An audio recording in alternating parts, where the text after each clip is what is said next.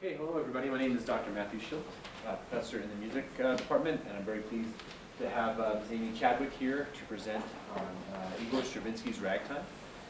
Amy is a junior music performance major and also minor mass communications and creative writing.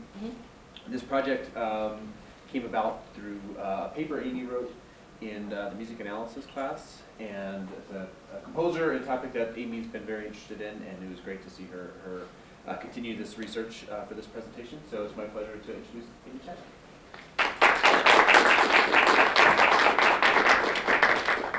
Good afternoon. As he said, I'll be discussing Igor Stravinsky's Ragtime. I have it labeled as a satirical interpretation of early jazz music.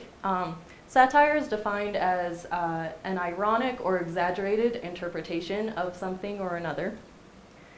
And Igor Stravinsky was very interested in satire when writing his music, especially as he wrote music based off of other genres. So I'm going to begin by discussing ragtime itself. It began in the 19th century, usually on piano. It was a very informal version of music. It was mostly played in bars and saloons. It was very entertainment and dance music. That's all it was made for. As it went on, it gained a little more prestige. It was a little more recognized as a traditional form of music. However, it was still labeled as dance music. It's characterized by the even march-like patterns in the bass line and syncopated patterns in the treble line. Syncopation is when the emphasis of the beat lands not on the downbeat, or an elongated note is not played on the downbeat. So it kind of throws off the listener, and it adds a real funky kick to any dance tune. So ragtime is also typically split into 3 or 4 main themes. These are labeled by A, the next theme would be labeled by B, and so on. These are typically used in strains, which are about 16 measures long each. And they're typically, in a traditional rag, they would be repeated directly after it's performed. So you would have strain A, and then a repeat of strain A before moving on to B, and so on. So Igor Stravinsky was a Russian composer. He was a pianist and also a conductor. He was known for his unique and diverse style. He had a very present voice that was often said to always be noticeable in his music. Somebody who was familiar with Stravinsky's work could listen to a piece and just know that it was written by Stravinsky because of this voice. He was very innovative in the 20th century. Rhythmically, he used a lot of patterns and concepts that were known but not necessarily employed in the classical world. He also used a lot of harmonic concepts that were strange to the classical world or just not considered traditional music. One of the rhythmic components that he used often was ostinatos. That's a phrase that's repeated continuously. One of the reasons this wasn't used often in classical music during his time was because at the time, classical music was really a term meaning that the music would be very form-fitted. It was music that was done by Mozart and Beethoven that would have a specific theme and be very formulaic in nature. It always had a place to go, it always changed, it always modulated at exactly the right time, so on and so forth. Stravinsky was innovative because he did not follow those. His employment of ostinatos, of keeping the same rhythm going, changed that in the fact that it would not allow the music to modulate, or at least not modulate fully. His harmonic differences were that he didn't use functional harmonies. Functional harmony is when the specific chord, or each individual chord, fits in with the specific key of the song, and it also serves a very specific purpose. For example, it could be moving away from a chord, resolving a chord, moving to the next chord, creating cadences or arrival points. Whatever the purpose was, it had one. A lot of Stravinsky's music did not have this specific functionality, the specific harmonic tendencies. Historians classify his music into 3 specific periods: the Russian, neoclassical, and serial. Though this piece, Ragtime, was written during his Russian period, it's very neoclassical in nature. So to define neoclassical, it's the 20th century trend where composers wanted to take old concepts and basically make them new. So in this case, Stravinsky is taking the tradition of the ragtime genre and changing it, adding his new concepts. He kind of had an unofficial experimental phase between 1915 and 1920. This was really when we just saw him moving away from the Russian school and into this neoclassicism. This is the time period in which he discovered jazz music and kind of became obsessed with it and just had to write a piece off of jazz. So Ragtime, as in Stravinsky's style. So it was written in 1918. The idea originated from an interlude that was a part of one of his theatrical works titled A Soldier's Tale. The interlude was titled Ragtime as well. However, it had a very underlying base concept of ragtime, but it was not considered an actual rag. It was a dance tune. However, there was none of the other form that fit ragtime was present in it.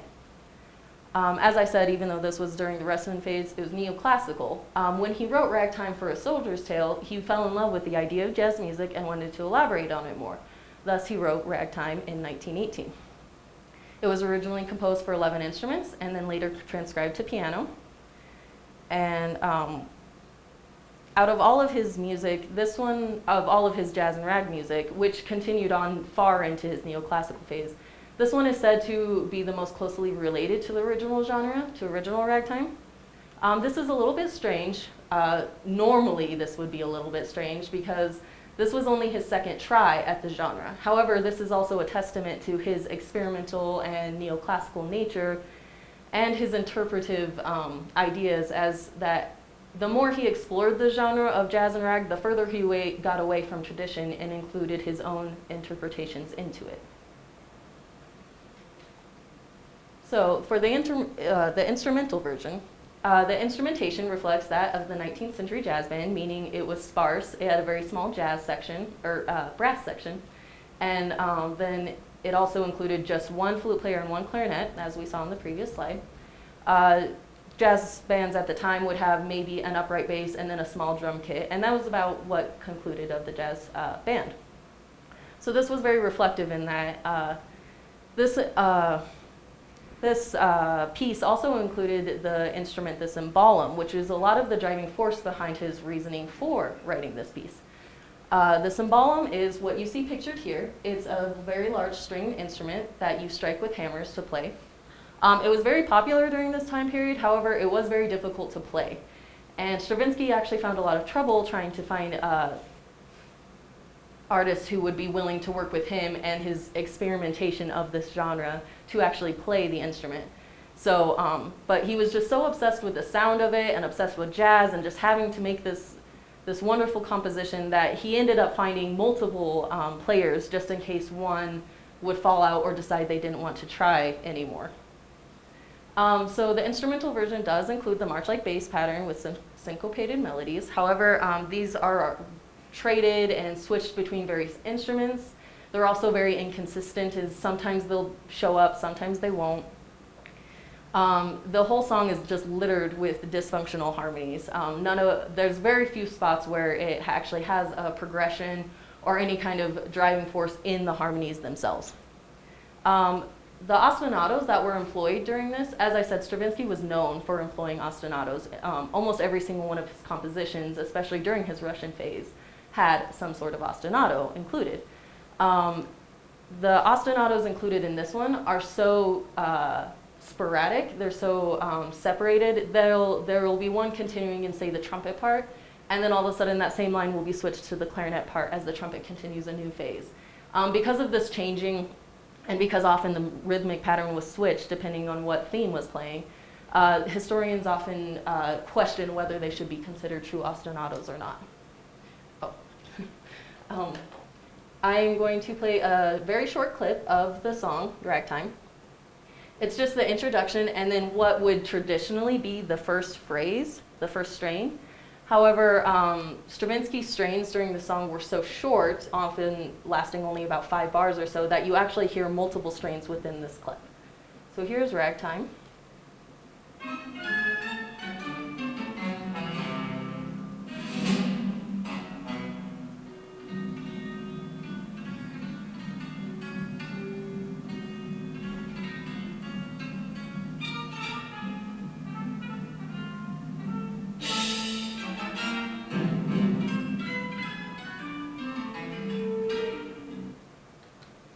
So as you may have heard, the phrases were really uneven. The strains were not very long at all. Traditionally, that would have been one strain. That would have just been A, and then it would have repeated. However, that section does not repeat. It goes on to something completely different.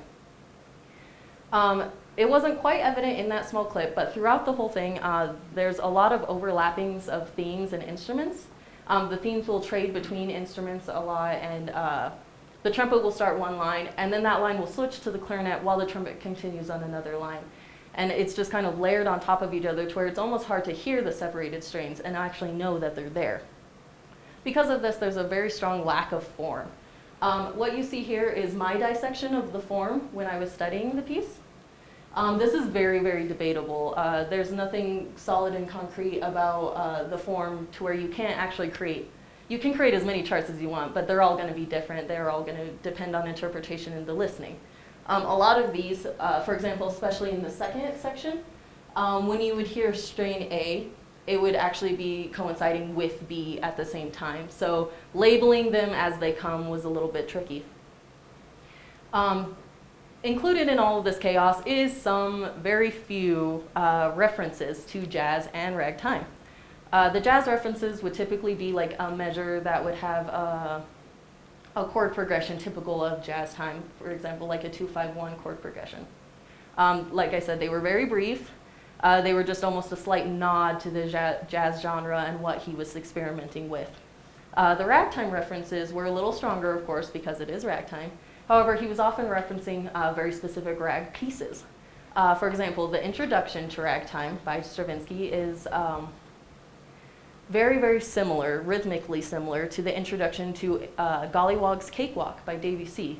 This is a pure ragtime song, and nobody's really sure why it sounds so similar, where Stravinsky never outright said it was a nod to Debussy. He never said that it was just an interpretation. However, it's often said that it's just a skewed version of it, so maybe it was a little bit of the satire coming out, who knows. So I'm going to play a brief clip of the introduction for Gollywog's Cakewalk.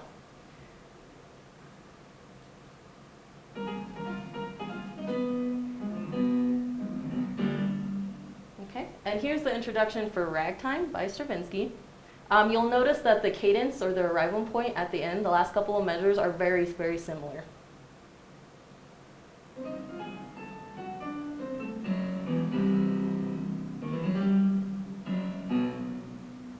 So, like I said, there isn't an exact reason for this necessarily, though I believe that maybe Stravinsky was just having a little bit of fun. So the piano version actually sounds a lot closer to traditional ragtime. Part of that may be the instrumentation, the fact that it's written and played on piano. A lot of that may have to do with the fact that it's condensed and a lot less chaotic. Because there are fewer voices happening, you know, it's only two hands on one instrument, there's fewer themes and fewer overlaps, though they do still happen. So it's a little bit cleaner to listen to. A lot of people ended up preferring this, though critics said of both the instrumental and the piano version that they were not danceable, therefore they could not be considered ragtime. Despite this, Stravinsky plowed on and wrote the piano version along with the instrumental anyway. So if you compare the two scores of the piano and the instrumental version, you'll notice that some pieces are missing and or added between the two. This is very typical of Stravinsky in his writing. He would often go back over his songs who knows how many times and just cut pieces out and without replacing them or filling anything in. That's part of what adds to the chaotic nature of not only this piece but many of his other pieces, because he just didn't fill in the gaps. So it's almost like the two pieces don't actually line up. It's because they literally weren't meant to originally. So here's a short clip of the piano version. It's the same strain, if you will, that I played from the instrumental version. So maybe you can hear the differences and how clean this one is as compared to the instrumental.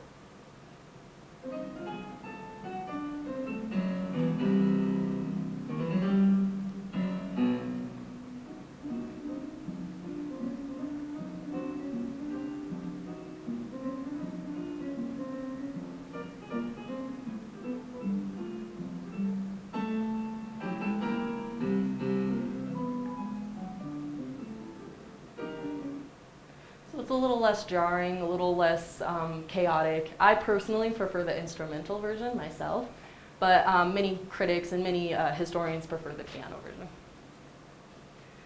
So to conclude, Stravinsky was very, very interested in satire.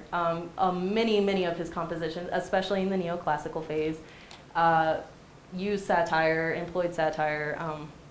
He enjoyed poking fun at serious situations. He enjoyed, even when he himself was serious, even in his serious compositions, you can still see an exaggerated or ironic form here or there within it.